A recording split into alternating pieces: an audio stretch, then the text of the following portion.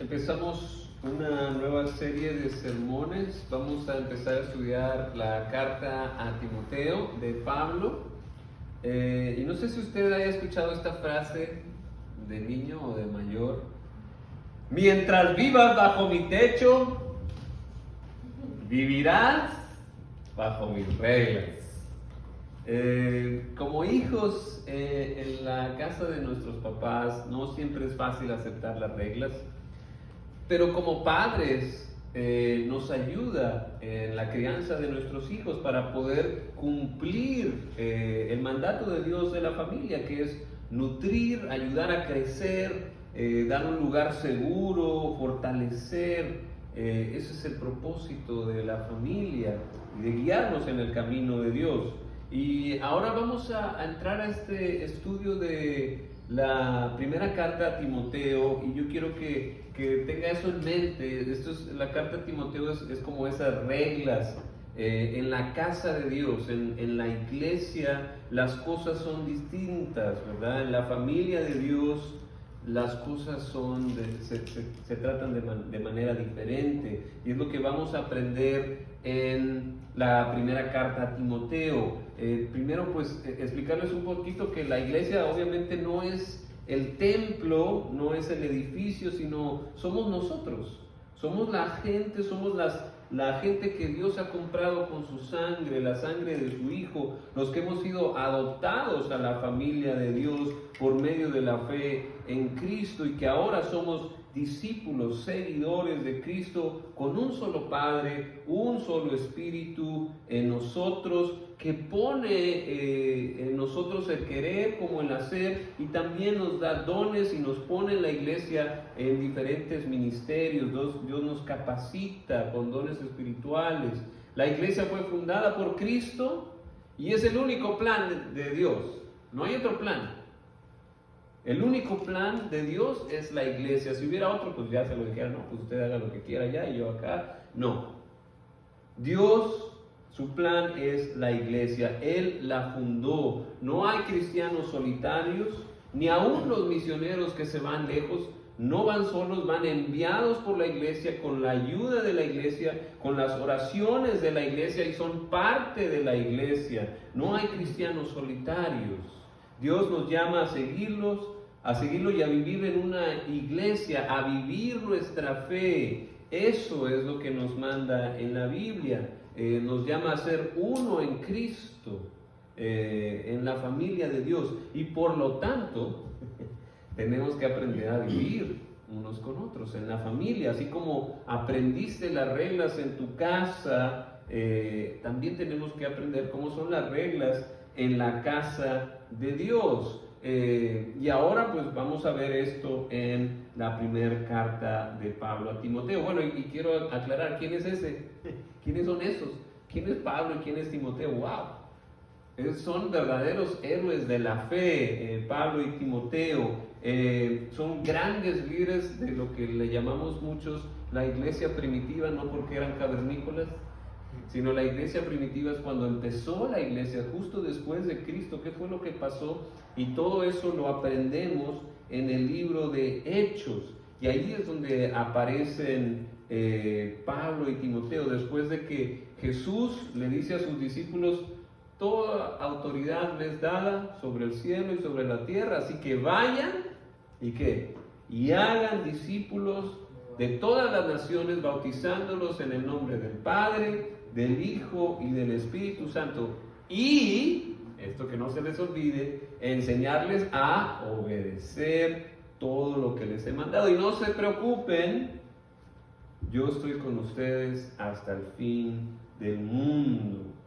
Bueno, y ahí es donde empieza la historia de la iglesia, ya sin Jesús, y ahora les dice: no se vayan, pero espérense, primero esperen al Espíritu Santo, que Él les va a dar el poder para hacer todo lo que les he mandado. Y ahí es donde empieza la historia de la iglesia en Pentecostés, cuando llega el Espíritu Santo sobre aquellos 120 y se empieza a extender la iglesia, y de una manera extraña, porque se empieza a extender porque hay persecución sobre ellos y ellos salen para todos lados. Y entonces Pablo La historia de Pablo es muy interesante y se la voy a dejar de tarea para que usted vea la intensidad de Pablo. Pero Pablo era un judío y era un celoso judío y pensaba que los cristianos pues eran blasfemadores y entonces los perseguía y los atrapaba y los mandaba a la cárcel y apoyaba la muerte de cristianos. Apoyó la muerte del primer mártir, que era Esteban, uno de los diáconos, de los primeros diáconos. Pero el Señor se le apareció en su camino tan fuerte que lo dejó ciego. Y él se convirtió y recobró la vista y se hizo un gran líder. Y usted puede ver todo ese proceso en el libro de Hechos. Entonces, lo que empezó después a hacer Pablo fue empezar a hablar de Cristo. Iba a las sinagogas en diferentes lugares del mundo. Él tenía esta misión de ahora de poder decir lo que era la verdadera verdad del Evangelio, y entonces iba a las sinagogas, le hablaba a los judíos, iba por muchos pueblos en todo el mundo conocido. Y en uno de esos lugares que llegó había uno que se llamaba Listra. Listra es lo que hoy se conoce como Turquía, y ahí se encontró con un discípulo, con un creyente que se llamaba Timoteo. Y Timoteo tenía algo especial. Su mamá y su abuela lo criaron en el Evangelio, le enseñaron sobre Cristo, porque Pablo ya había pasado por ahí una vez, y esto probablemente es la segunda vez cuando él se encuentra con Timoteo. Y Timoteo no solo tenía su abuela y su mamá que le enseñaron sobre Cristo, pero su papá no era cristiano, su papá era griego, él adoraba a otros dioses y todo esto, y entonces ese era Timoteo. Pero Timoteo era un gran discípulo, tanto así que la gente alrededor, cuando le preguntaban por Timoteo, decían, este es un buen cristiano. Entonces se lo encontró Pablo y le dijo, vámonos. Empezaron a haber persecuciones también ahí en Listra, y se lo llevó para las misiones, se lo llevó como colaborador y lo puso como pastor, como líder en diferentes lugares. Y aquí le está escribiendo cuando él lo deja en la ciudad de Éfeso.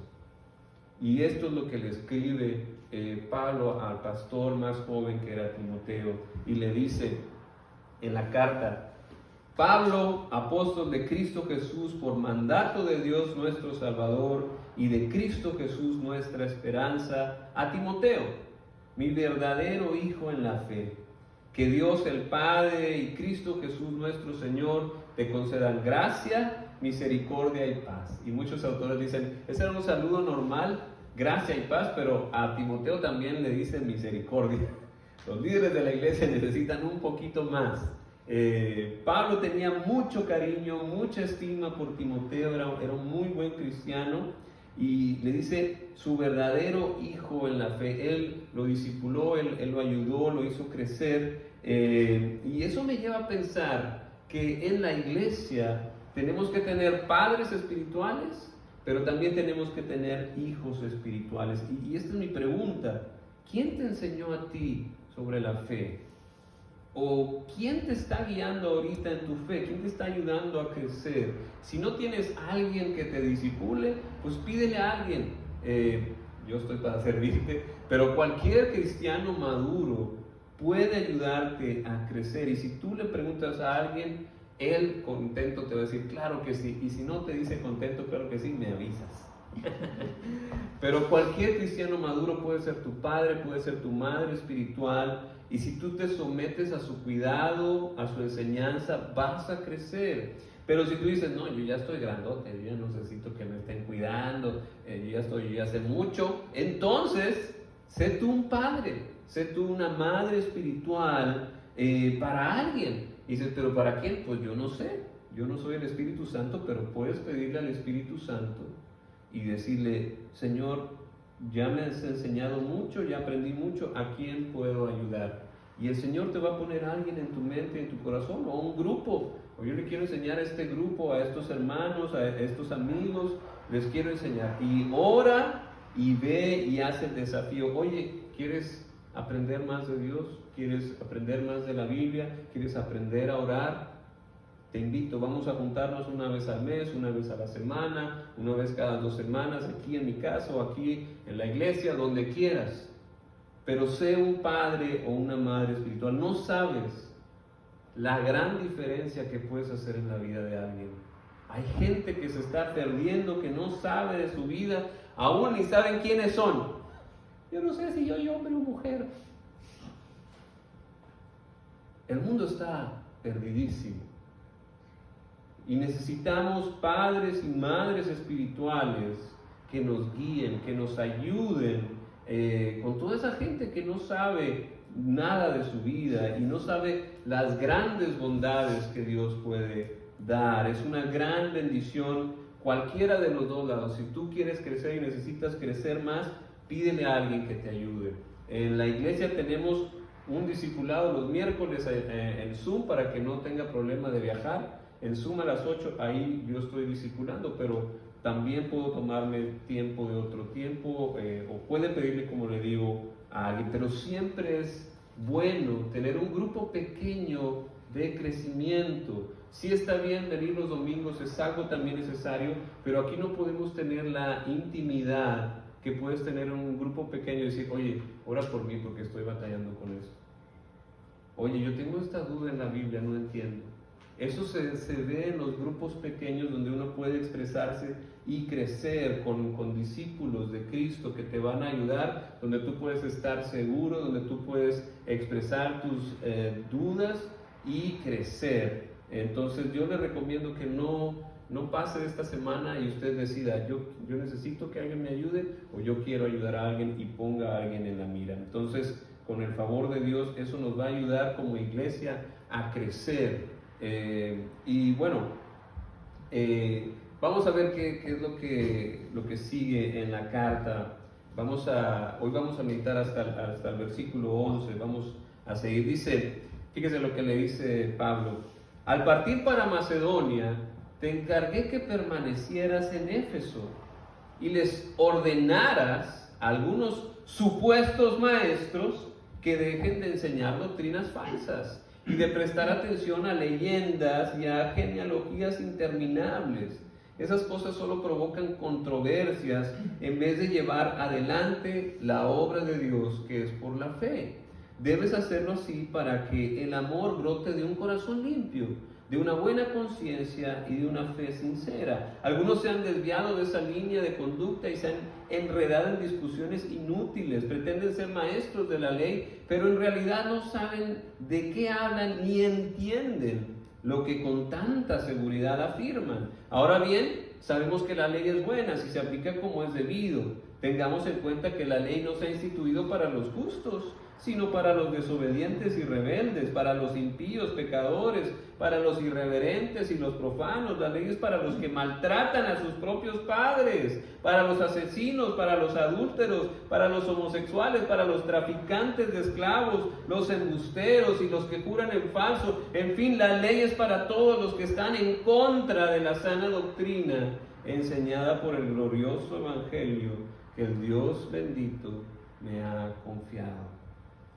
Y aquí tenemos el primer estándar de la iglesia.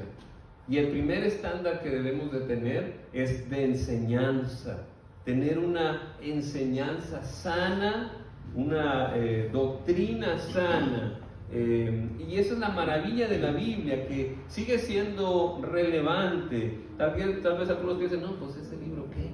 Ya está obsoleto, pero no. Es la mismísima palabra de Dios, viva y eficaz para enseñar, para corregir y para instruir en justicia.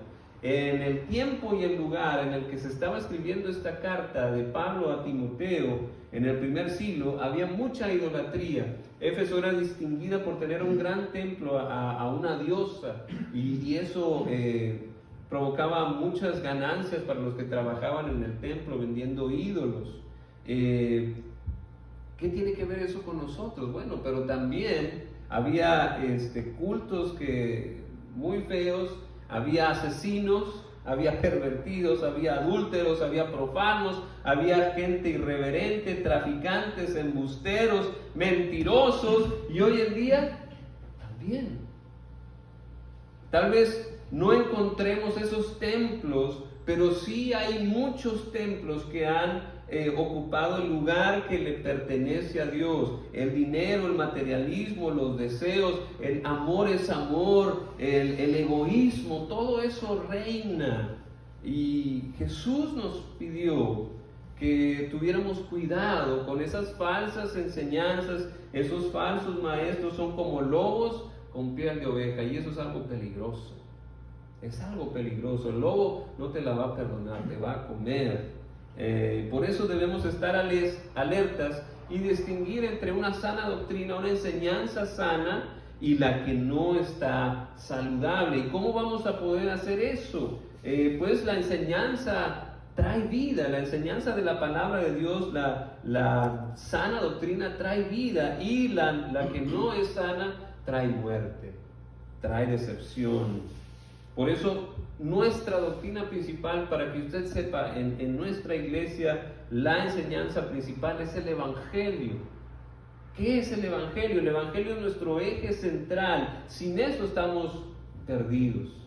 Si no tenemos el Evangelio en nuestro centro, estamos perdidos. Porque el Evangelio, ¿qué es el Evangelio? Es lo que les decía con estos separadores que usted puede compartir. Esto es el Evangelio. Las buenas noticias de que Dios nos ama. Amén, aleluya, Dios nos ama, pero tenemos un problemón, que es el pecado.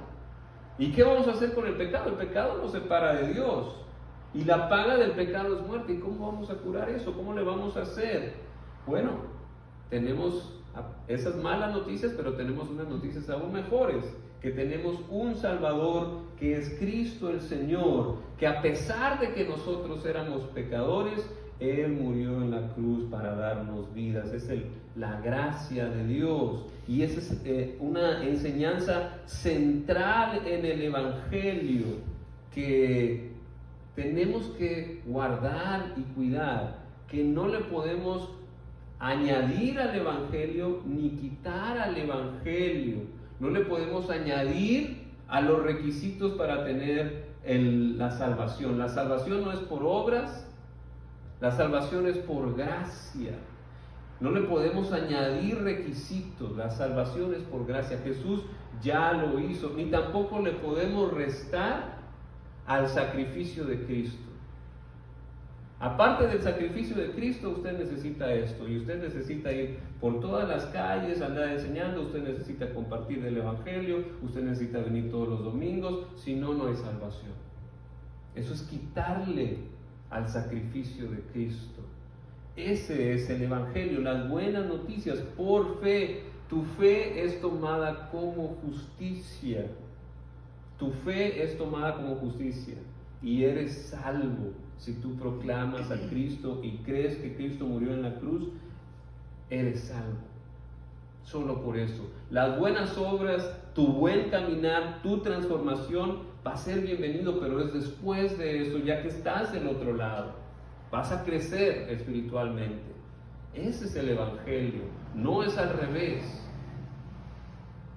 La salvación no viene por las obras vienen por la salvación, no al revés. Así que ese es el Evangelio, es algo que tenemos que cuidar y que yo necesito que usted esté bien consciente que el Evangelio es por gracia, se recibe por fe, no se le quita ni se le añade nada al sacrificio de Cristo.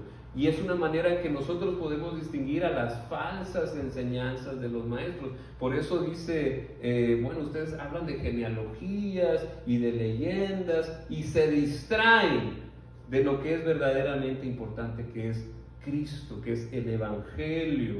Entonces, Pablo le ordena a Timoteo, a esos maestros, les dices que no hagan eso. Y es una orden, no es a ver cuando puedas, si quieres, no, es una orden. Y eso a mí me hace pensar en que hay una estructura, hay una autoridad espiritual que debemos de respetar en los líderes que se ponen en la iglesia. Les da autoridad que se debe de respetar y le ordena a Timoteo, acaba con las falsas doctrinas porque eso está mal. Esas son las reglas de la casa. La primera regla de la casa de Dios: una enseñanza sana, una enseñanza que da vida, una enseñanza que acaba con el pecado, que acaba con la muerte y que nos hace humildes y nos hace caminar con Cristo. podemos distinguirla, tenemos que distinguirla. Por eso tenemos que mantener el evangelio central. Así le dice Pablo, el glorioso evangelio que Dios me ha encomendado, tenemos que cuidarlo, porque fácilmente se puede pervertir y hacer de esta iglesia algo que Dios no quiere. Tenemos que tener cuidado con eso, tenemos que estar pendientes, tenemos que combatir las falsas enseñanzas. ¿Y cómo le hacemos eso? Pues identificándolas. Tenemos que identificarlas. Para eso tenemos la Biblia y tenemos líderes maduros en la fe que nos pueden guiar en la interpretación de las Escrituras, pero uno puede ver, sobre todo tiene al Espíritu Santo. El Espíritu Santo le va a decir, oye, eso suena raro, eso no suena, no concuerda con el Espíritu de Dios, esto no está dando vida, está dando muerte. Nada más estamos discutiendo, nos estamos dividiendo. Esta enseñanza tenemos que ver qué es lo que está significando. Tenemos que estar al pendiente, tenemos que identificarlo con la palabra, por eso tenemos que estudiar la palabra y tenemos que estar en contacto con el Espíritu de Dios para que nos ayude a distinguir. Para eso dice Pablo, para eso tiene la ley, para ver lo que está mal y lo que está bien. Ese es el propósito de la ley. Y tenemos que identificar las falsas enseñanzas, no llamarle pecado a lo que no es pecado, ni decir no es pecado cuando es pecado.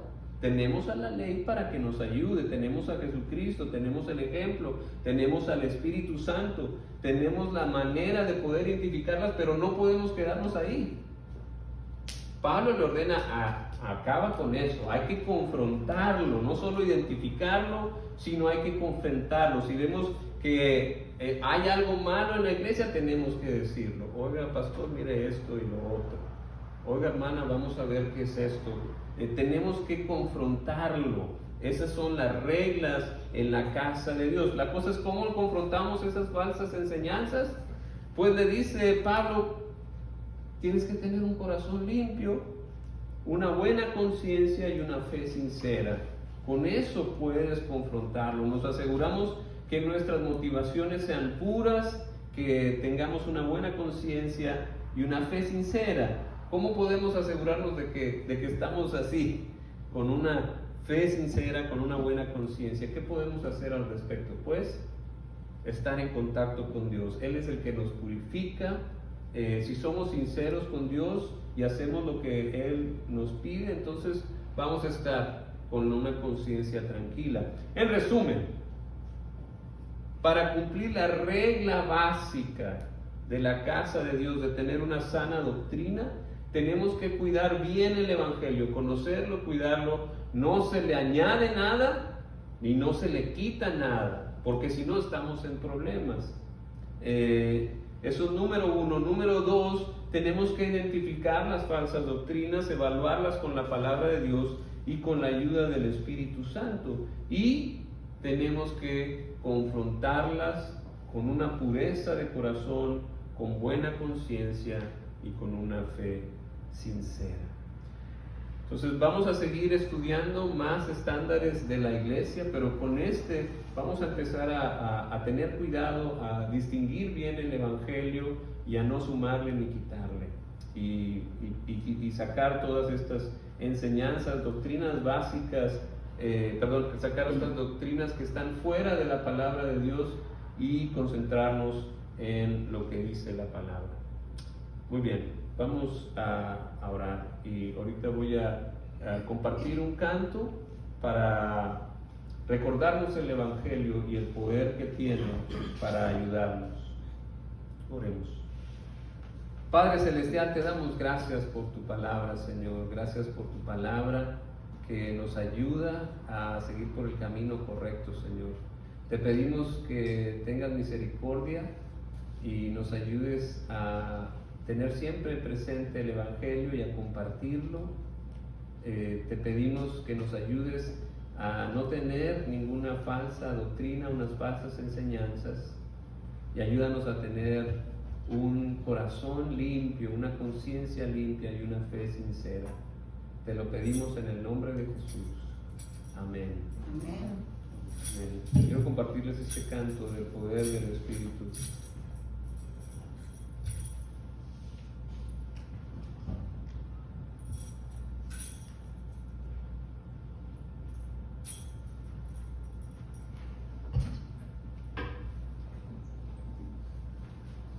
si usted quiere tomar una decisión, responderle a Dios, puede pasar aquí enfrente o ahí en su lugar, orar a Dios.